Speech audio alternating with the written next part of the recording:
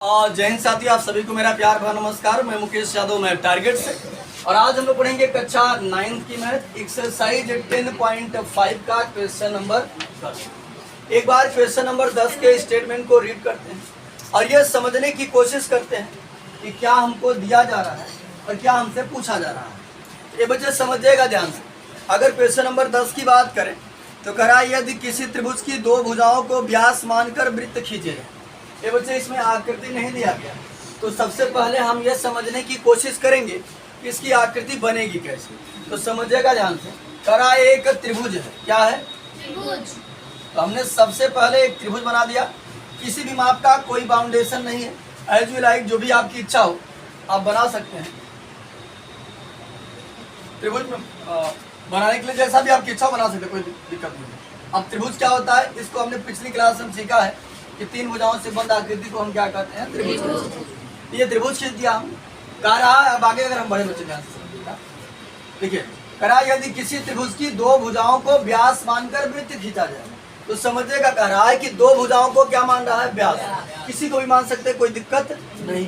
चाहे इसको एक भुजा मान ले, दूसरी भुजा इसको मान ले, या एक भुजा इसको मान ले, एक भुजा इसको मान ले। तो समझिएगा, हमने आपको वृत्त के इंट्रोडक्शन बताया था कि व्यास क्या होता है। जैसे समझो बच्चे, अगर हम गोला प्रकार में इतना फिट कर लेते हैं, मतलब ये गोला प्रकार की नोकी और ये पेंसिल की नोकी, इसके बीच की जो दूरी होती है इसको हम त्रिज्या कहते हैं। क्या कहते हैं? त्रिज्या। यहाँ समझो ऐसे हमने रखा और ये इसी तरीके से अगर हमने घुमा दिया, मान लेते हैं, या ऐसे अगर हमने घुमा दिया तो ये यहाँ पर हमने गोला प्रकार की नोकी को रखा था, तो अगर यहाँ से यहाँ तक मिलाएंगे तो क्या होगा? और यहाँ से यहाँ तक घुमाएंगे तो इसका मतलब है करा त्रिभुज की दो भुजाओं को व्यास मानकर वृत्त बना रहा है।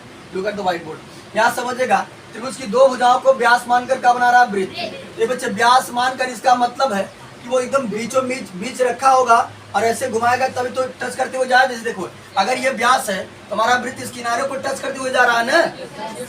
अगर ये हमारा व्यास है तो हमारा जो वृत्त है इसके किनारे को टच करते हुए जा रहा है। तो यहाँ समझिएगा, अगर हम इसको व्यास मानेंगे, अगर हम गोला प्रकार की नोकी को बीच में यहाँ रखेंगे और गोला प्रकार में इतना फिट करेंगे तभी तो इसे टच करते हुए जाएगा। तो हमने क्या काम किया, इसको व्यास मानते हुए एक वृत्त इस तरीके, हम तो इसके लिए नहीं है, इसे बना दे रहे हैं, समझिए। तो हमने कुछ इस प्रकार से बना दिया। बस समझ कि किसको व्यास माना हमने? ए बी को व्यास माना। करा त्रिभुज की दो भुजाओं को व्यास माना। एक बार हमने इसको व्यास मानकर, यानी कि गोला प्रकार की नोकी को बीच में रखा, किनारे किया, और यहाँ गोला प्रकार की नोकी को बीच में क्या नाप लिया, उसके बाद से रखकर घुमा दिया तो वो ऑटोमेटिक बन जाएगा, उसमें कुछ सोचना समझना नहीं। उसके बाद दूसरी बार हमने इसको मान लिया, ये उसका मध्य बिंदु होगा। यहाँ पर हमने कुल मिला करके ऐसे कुछ, यहाँ पर हमने गोला प्रकार की नोकी को रखा और पेंसिल की नोकी को यहाँ लाया, यहाँ गोला प्रकार की नोकी को रखा और पेंसिल की नोकी को यहाँ लाया, और ऐसे रख करके यहाँ पर गोला प्रकार की नोकी को और ऐसे घुमा दिया। ये हमारा भी वृत्त बन करके कुछ इस प्रकार से ऐसे बन करके तैयार हो गया। ये हमने ऐसे बना दिया समझाने के लिए आपको। कोई दिक्कत नहीं, बड़ा छोटा कोई दिक्कत नहीं, सेम बनाए कोई दिक्कत नहीं, बस ये समझिएगा। अगर ये भुजा बड़ी है, स्वाभाविक सी बात है, ये वृत्त बड़ा होगा। अगर ये भुजा छोटी है तो वृत्त छोटा होगा। ठीक, बस आपको क्या करना है, गोला प्रकार की नोकी को बीच में रखना, घुमा देना। जहाँ से कहाँ से जा रहा है आपसे उससे कोई मतलब नहीं, वो जाकर एक दूसरे को इंटरसेप्ट करेगा। ठीक, तो यहाँ समझिए इसी प्रकार से। ये तो हमने ऐसे समझाने के लिए बना दिया। बाकी फाइनल आकृति हमने रफ आकृति यहाँ बनाया है, बढ़िया से आप देख सकते हैं। तो कह रहा है कि बच्चे समझेगा ध्यान से, अगर आप त्रिभुज की दो भुजाओं को व्यास मानकर अगर वृत्त खींच रहे हैं, देखिए कह रहा है यदि किसी त्रिभुज की दो भुजाओं को व्यास मानकर वृत्त खींचे जाएं तो सिद्ध कीजिए कि इन वृत्तों का प्रतिच्छेद बिंदु, इन वृत्तों का जो प्रतिच्छेद बिंदु होगा, यानी जो एक दूसरे को काट रहे हैं। ठीक, प्रतिच्छेद मतलब जो दोनों के एक दूसरे को काट रहे। देखो ऐसे वृत्त जा रहा है तो ये यहाँ काट रहा, नहीं ये थे वहाँ भी काट रहा है, लेकिन वहाँ से तो मिला, कोई बात नहीं है। लेकिन यहाँ समझ, यहाँ काट रहा है ना ये, उसकी बात तो खुद ही वहाँ से जा रहा है, उसकी बात तो उतर नहीं रहा है। तो यहाँ समझिएगा, कह रहा है यदि किसी त्रिभुज की दो भुजाओं को व्यास मानकर वृत्त खींचे जाए तो सिद्ध कीजिए कि इन वृत्तों का प्रतिच्छेद बिंदु तीसरी भुजा पर स्थित होता। यानी ये दोनों जो काट रहे हैं वो कहाँ काट रहे हैं? तीसरी भुजा पर। ये तीसरी भुजा पर काट रहे हैं, यही हमको क्या करना है? सिखाना है। तो अब हमको ये नहीं समझ में आया कि मैं क्या कर दूं जैसे को हमको ये पता हो जाए कि ये तीसरी भुजा पर है। अब कोई लगाने वाला सवाल तो है नहीं, ये लगाने वाला होता तो हम लगा देते। करा सिद्ध कीजिए कि ये तीसरी भुजा पर है। तो हमने फिर दिमाग लगाया कि बड़ा अरबिया टाइप का है। क्या कर दे इसको, ये क्योंकि साफ शब्दों में बता नहीं रहा है। इसके पहले तो हमको क्वेश्चन में साफ शब्दों में बता देता था कि ये करना है वो करना है। इसमें कह रहा है बस दिखा दीजिए कि तीसरी भुजा पर है। मैं पढ़ा संशय में पढ़ा कि यार ये बताया नहीं कुछ, अगर बताया होता तो ठीक था। तो समझिएगा ध्यान से। फिर से हमको एक आइडिया आया कि अगर हम देखें तो ये ऐसे एक रेखा बन रही है ना, क्या बन रही है? रेखा। तो रेखा पर कितने अंश का कोण बनता है? इसका मतलब है कि अगर ये तीसरी भुजा पर स्थित होगा तो देखो ऐसे यहाँ से रेखा खींचे तो ये इतना कोण और ये इतना कोण, यानी ये पूरा कोण कितना होगा? वृत्त वाला ये कोण क्या होना चाहिए? देखो यहाँ काटना है तो वृत्त का ये वाला वृत्त जो जा रहा है, देखो ऐसे समझो, वृत्त का ये वाला कोण और इसकी सापेक्ष में अगर हम बात करें तो वृत्त का ये वाला कोण, इन दोनों को अगर हम जोड़ देंगे तो कितना हो जाना चाहिए? अगर ये लोग तीसरी भुजा पर हैं, क्योंकि ये रेखा है, हम पढ़े हुए हैं कि रेखा पर कितने अंश कोण बनता है? 180 अंश। अगर ये तीसरी भुजा पर होंगे तो रेखा पर होंगे, रेखा पर होंगे तो 180 अंश का कोण बनेगा। इसका मतलब है कुल मिलाकर हमको इस बात का आइडिया आ गया कि अगर हम बात करें तो AXB और AXC को हमको क्या करना है, यानी बराबर नहीं दिखाना है, इसका और इसका कोण जोड़ करके 180 अंश दिखाना है, क्योंकि रेखा पर कितने अंश का बनता है कोण? 180। ये तुमने क्वेश्चन समझा, क्वेश्चन का माध्यम ओरल तरीके से समझा। ये बच्चे आप चैप्टर 6 से ही ज्योमेट्री पढ़ते चले आ रहे हैं, वो बताना जरूरी नहीं है, सब आप सीख चुके हैं। देखिए ज्योमेट्री सॉल्व करने का प्रोसेस होता है, सबसे पहले हेडिंग डालते हैं, सॉल्यूशन के अंतर्गत सबसे पहली हेडिंग होती है दिया है, दूसरा होता है सिद्ध करना होता है, तीसरा होता है ऊपर। तो यहाँ समझिएगा दिया है हम वही चीज लिखते हैं जो क्वेश्चनवा में कहा गया रहता है। तो खुद ही करा किसी त्रिभुज की दो भुजाओं को व्यास मानकर वृत्त खींचा गया है, ये सेम क्वेश्चन में कहा गया है। वही बात हमने लिखा कि किसी त्रिभुज की दो भुजाओं को व्यास मानकर क्या खींचा गया है? वृत्त। और सिद्ध करना में खुद ही क्वेश्चन में कहा गया है कि इन वृत्तों का प्रतिच्छेद बिंदु तीसरी भुजा पर स्थित है, ये हमको क्या करना है? सिद्ध करना है। और ये साफ शब्दों में क्वेश्चन में कहा। ठीक, अब आगे समझिएगा, यहाँ से हम लोग सॉल्व करना प्रारंभ करते हैं।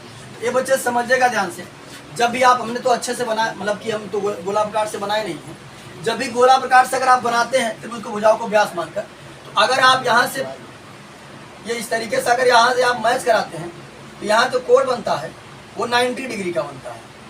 कितने अंश का? 90 डिग्री का। इधर भी 90 वगैरह बनेगा और इधर भी 90। ठीक, तो समझिए अगर हम बात करें एंगल AXB बराबर कितना?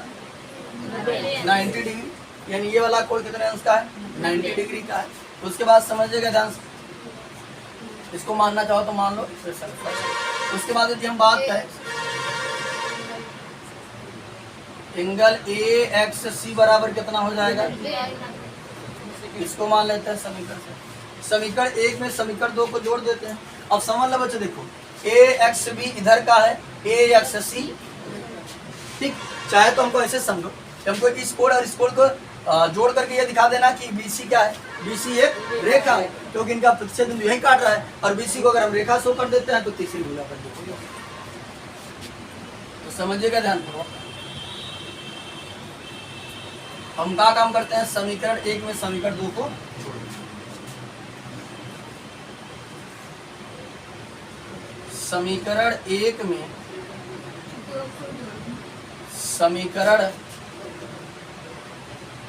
2 को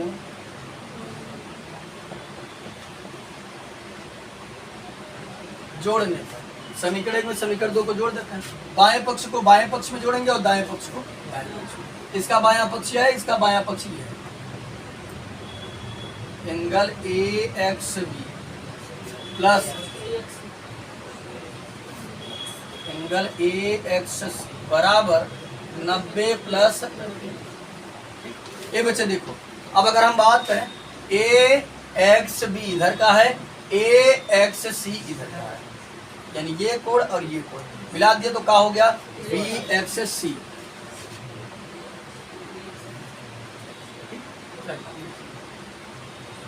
AXB प्लस AXC बराबर 90 90 180।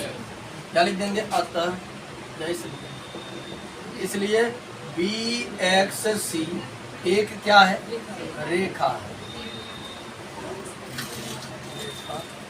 अतः करके लास्ट में लिखेंगे, अतः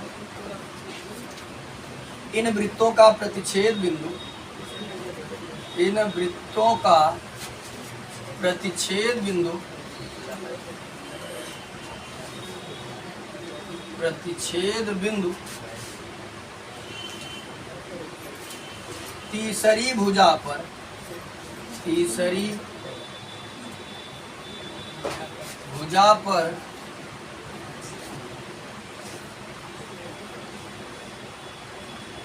स्थित। ये हमको शो करना था कि इनका जो इंटरसेक्टिंग पॉइंट है वो कहाँ है, वो थर्ड लाइन पर है। तो हमने दिखा दिया कि बी एक्सिस ही एक रेखा है, और अगर ये रेखा है तो ये रेखा पर भी इंटरसेक्टर है, अतः क्या है, तीसरी भुजा पर ही स्थित। तो आज की क्लास में हमने एक्सरसाइज 10.5 का क्वेश्चन नंबर 10 जो है उसे कंप्लीट कर लिया है। बाकी जो बचे हुए क्वेश्चन है उसे नेक्स्ट क्लास में कंप्लीट करने का प्रयास करेंगे। इस वीडियो में इतना ही, बाकी मिलते हैं नेक्स्ट वीडियो में, तब तक के लिए जय हिंद।